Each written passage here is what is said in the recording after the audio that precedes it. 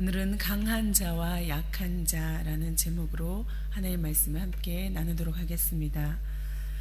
교회 안에는 참 다양한 믿음의 수준의 사람들이 함께 공존합니다. 그런 사람들 사이에 있는 차이는 우리 안에서 때로는 갈등을 만들어내기도 합니다. 특별히 믿음이 연약한 자와 그렇지 않은 자, 그런 사람들 사이에 어느 정도의 차이, 이것이 오늘날 우리 교회만이 아니라 초대교회에서도 어려운 문제거리가 되었던 것 같습니다. 당시 로마 교회에서도 음식의 문제라든지 나라의 문제라든지 이런 것들이 믿음의 사람들 사이에 갈등으로 존재했음을 오늘 말씀을 통해서 우리가 보게 됩니다. 특별히 믿음이 약한 자라고 부르는 사람들은 고기를 먹지 않고 채소를 먹는 것을 보게 됩니다. 또한 21절 이후에 보면 포도주를 그들은 마시지 않았습니다. 또 어떤 특정한 날을 다른 날보다 더 중요하게 여기는 그런 사람들이 믿음이 연약한 자라고 표현되어 있습니다. 이들에 비해서 강한 자, 믿음이 강한 자라고 표현된 사람들은 모든 것을 먹기도 하고 또 모든 날을 다 똑같이 동일하게 여기는 그런 자유로운 태도를 가진 사람들입니다. 음식물에 관한 그런 금기는 바울 당시에 흔히 있었던 문제입니다. 특별히 유대의 전통 속에 있었던 사람들, 생명 있는 것을 꺼리는 사람들, 그런 사람들에게 이 먹는 문제는 심각한 것이었습니다. 특별히 금욕 생활을 하고자 하는 사람들에게 음식을 가려 먹는 것은 하나님을 향한 그들의 믿음의 고백이기도 했습니다. 이런 시대적인 경향들 속에서 그것에 동조하는 그리스도인들도 있었고 그렇지 않은 사람들도 있었습니다. 아마 믿음이 약한 자로 우리가 전달되어진 사람들은 유대인 출신의 그리스도인이었을 것이고 또 상대적으로 믿음이 강한 자라고 기록된 사람들은 이방인 출신의 그리스도인이라고 우리가 볼 수 있습니다. 그런데 이로 인해서 믿음이 연약한 자를, 믿음이 강한 사람들이 비판하고 비난하는 그런 모습들이 그 교회 안에 있었습니다. 특별히 아직도 너희들은 전통에 매여 있구나, 너희들은 아직도 편협하구나, 이런 것을 경멸하는 태도로 대한 사람들이 있었고 또 때로는 다른 연약한 자들은 강한 사람들을 통해서 너희들은 참으로 자유분방하구나, 그렇게 서로를 비판하는 그런 모습들이 그 초대교회 안에, 로마 교회 안에 있었습니다. 바울은 이런 사람들을 향해서 오늘 권면의 말씀을 주고 있습니다. 그것은 바로 서로를 받아들이라는 것입니다. 서로를 받아들이라. 3절에 보면은 먹는 사람은 먹지 않는 사람들을 업신여기지 말고 먹지 않는 사람은 먹는 사람을 비판하지 마십시오 라고 말하고 있습니다. 믿음이 강한 자가 연약한 자의 태도를 멸시하는 눈초리로 대한다면 어떻게 그 안에 한 공동체가, 아름다운 성도의 교제가 있겠습니까? 모든 것을 나는 먹을 수 있다라고 확고한 믿음을 가졌다고 해서, 그 자유를 가졌다고 해서 연약한 자들을 배려하지 않는다면 그들이 어떻게 하나의 식구라고, 가족이라고 말할 수 있겠습니까? 반면에 너희들은 어떻게 그렇게 하나님 앞에서 성결하지 않게, 거룩하지 않게, 구별되지 않은 삶을 그렇게 살 수 있느냐라고, 또 그것은 너희들 너무도 인간 중심적인 자유분방한 태도가 아니냐라고 서로 비판하는 것, 이것은 그 공동체를 깨트리는 그런 모습이 되고 있음을 바울은 오늘도 지적하면서 너희들은 서로에 대해서 업신여기거나 또 비판하는 대신 받아들이라 라고 얘기하고 있습니다. 그들이 받아들여야 할 이유가 무엇입니까? 바울은 그것을 3절에 끝에 이렇게 말하고 있습니다. 하나님께서 그 사람도 받아들이셨기 때문입니다. 하나님께서 그를 받으셨음이니라 라고 기록되어 있습니다. 하나님이 받아들인 사람을 우리가 어떠한 이유로도 거부하거나 그리고 그들을 비판할 자격이나 조건이 전혀 없음을 바울은 계속해서 이야기하고 있습니다. 하나님을 받아들인 자를 비판하는 것은 주인과 그 종의 관계에 주제넘게 끼어드는 것과 똑같다라고 오늘 말씀을 통해서 이야기하고 있습니다. 그것은 적절하지 않은 것입니다. 종을 조절하고 또 상관할 수 있는 존재는 오직 그의 주인밖에 없는 것입니다. 우리가 누구이기에 내가 뭔데 남의 종을 비판합니까? 그가 서 있든지 넘어지든지 그것은 그 주인이 상관할 일이라고 기록하고 있습니다. 주님께서 그를 서게 할 수 있으니 그것은 그 주님으로 인해서 이루어질 수 있는 것입니다. 중요한 것은 바울이 우리에게 다시 보기를 원하는 것은 모든 행위의 동기, 그 출발을 다시 묻고 있는 것입니다. 행위가 무엇입니까? 행위의 그 동기가 무엇입니까? 무엇을 위해서 그렇게 하는 것입니까? 바울은 이런 받아들이라는 겉면에 이어서 좀 더 적극적으로 설명하고 있습니다. 6절, 7절, 8절의 말씀을 보면 나를 중히 여기는 자도 주를 위하여 중히 여기고 먹는 자도 주를 위하여 먹으니 이는 하나님께 감사하며 먹지 않는 자도 주를 위하여 먹지 아니하며 하나님께 감사하느니라.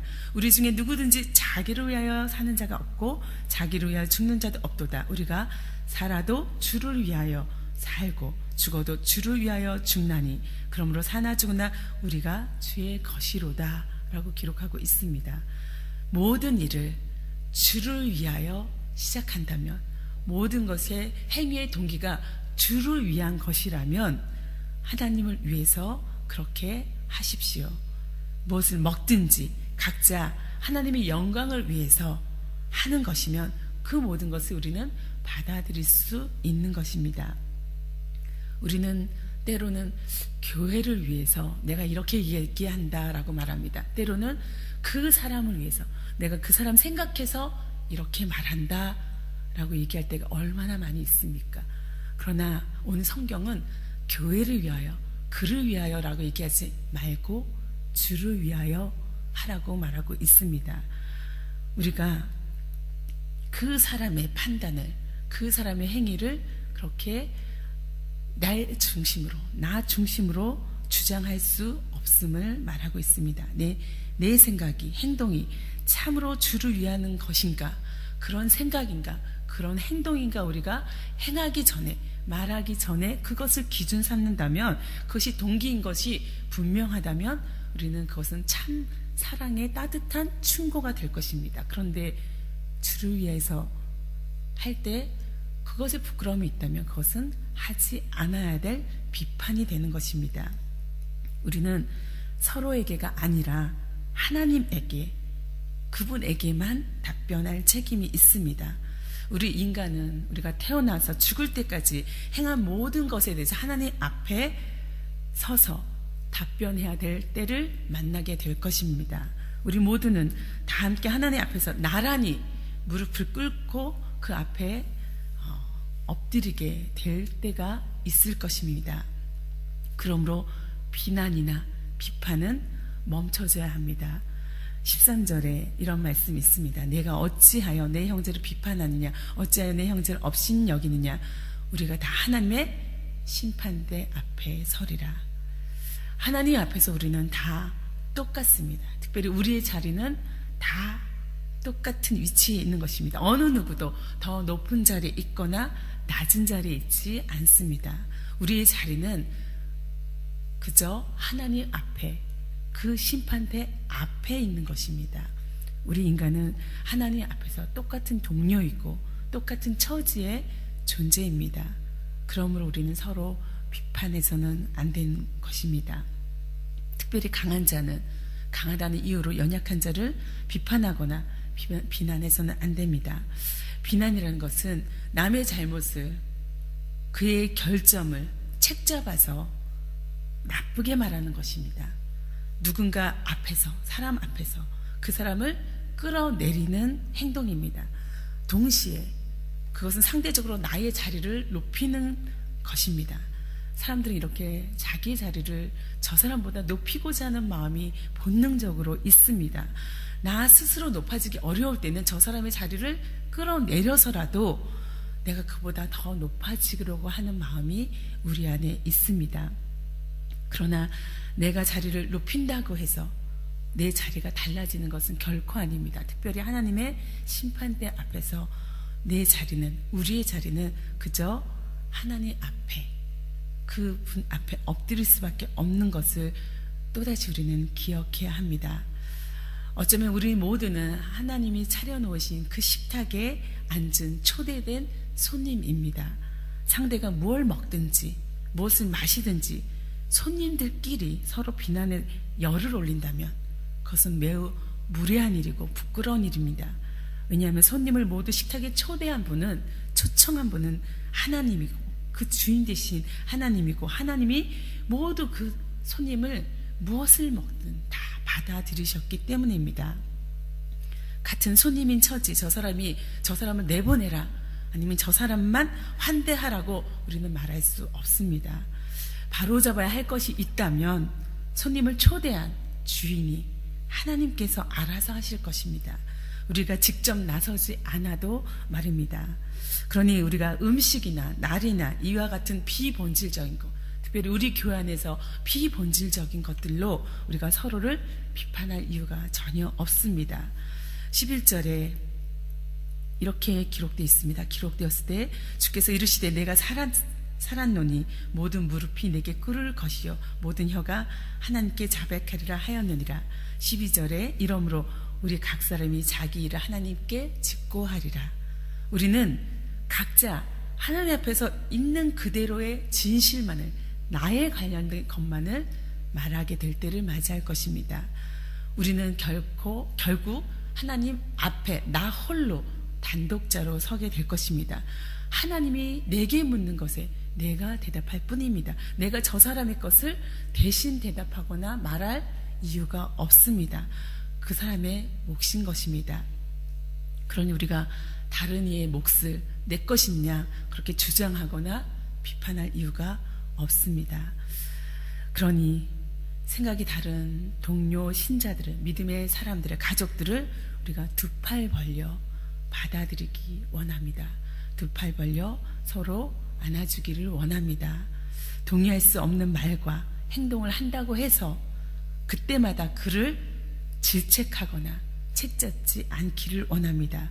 우리는 각자 살아온 길이 너무도 다르다는 것을 기억해야 합니다.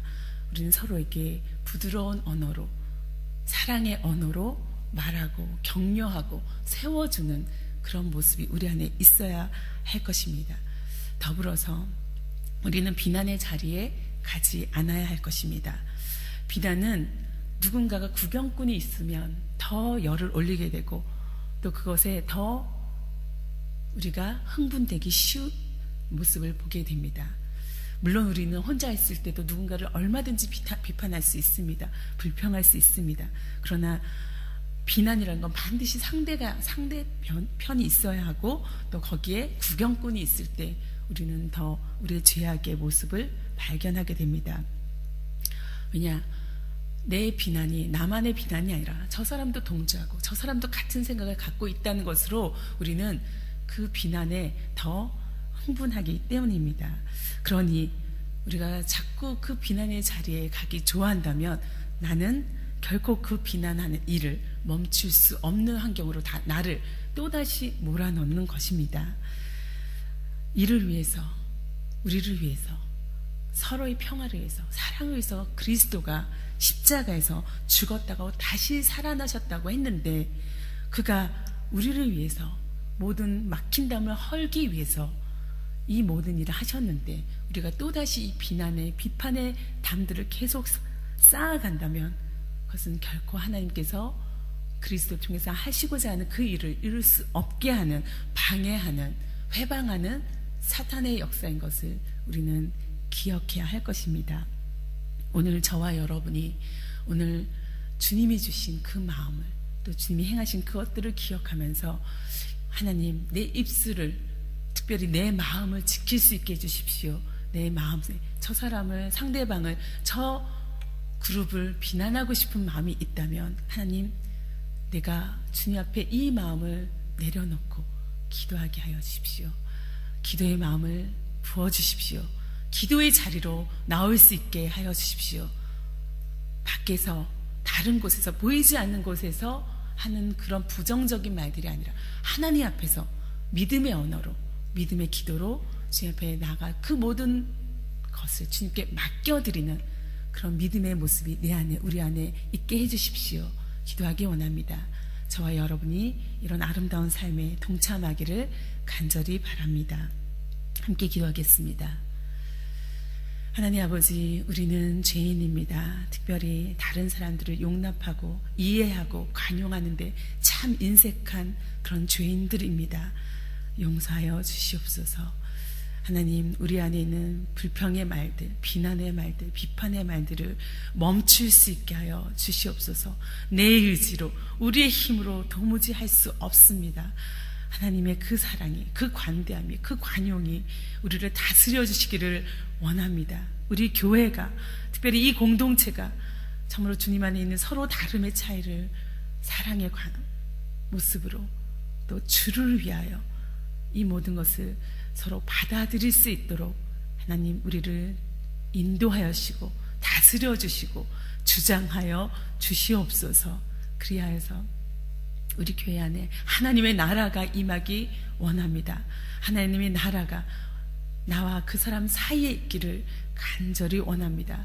이 일을 성취하시고 이루실 것을 소원하고 기대합니다. 나로부터, 우리로부터 시작될 수 있도록 인도하여 주시옵소서. 감사드리고 예수님의 이름으로 간절히 기도합니다. 아멘.